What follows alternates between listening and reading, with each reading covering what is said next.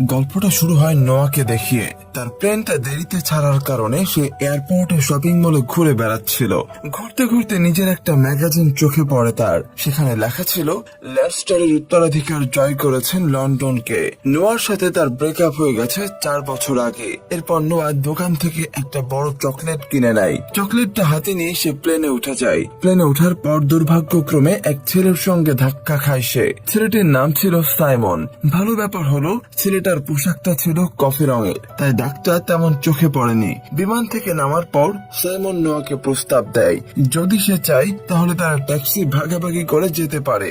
সে আসলে আরো কিছু সময় নোয়ার সঙ্গে কাটাতে চায়, কিন্তু নোয়া জানায় তার এক বান্ধবী এয়ারপোর্টে আসছে তাকে নিতে। বিদায় নেওয়ার সময় সাইমন হাসি মুখে বলে, পরের বার দেখা হলে তুমি কিন্তু আমাকে কফি খাওয়াবে। এরপর নোয়া সেখানে একটা লাল রঙের রেসিং কার দেখতে পায়। সে মনে মনে ভাবে হয়তো নিক তাকে নিতে এসেছে, কিন্তু তা আসলে হয় না।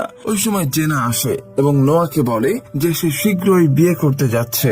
দুজনেই হাঁটতে হাঁটতে কথা বলতে থাকে আর জেনা আনন্দে ভরে ওঠে। কিছুক্ষণ পরে জেনার ব্রাইডমেটদের জন্য পোশাক বিতরণ করা হচ্ছিল, কিন্তু নোয়া নিজের পোশাকটা পছন্দ করে না, কারণ তার পোশাকটা বাকিদের থেকে একদম আলাদা দেখতে। তাই সে জেনাকে জিজ্ঞেস করে, তুমি আমার কাছে কিছু লুকাচ্ছ নাকি? কিন্তু জেনা বিষয়টা এড়িয়ে যায়। নোয়া আবার বলে, তুমি কি আমাকে মেড অফ অনার বানাতে চাও? তাহলে বেস্ট ফ্রেন্ড কে হবে? তখন জেনা হাসি মুখে বলে, তুমি জানো আমাদের দুজনের বেস্ট ফ্রেন্ড কে। কিন্তু এতে নোয়ার মন খারাপ হয়ে যায়। সে বলে, আমি কিন্তু আর নিককে কিস করতে চায় না। জেনা বলে, ওসব কিছুই হবে না। এই বলে সে সেখান থেকে চলে যায়। নোয়া খেয়াল করে প্রি ওয়েডিং শুরু হয়ে গেছে আর সবাই সাদা পোশাকে এসেছে।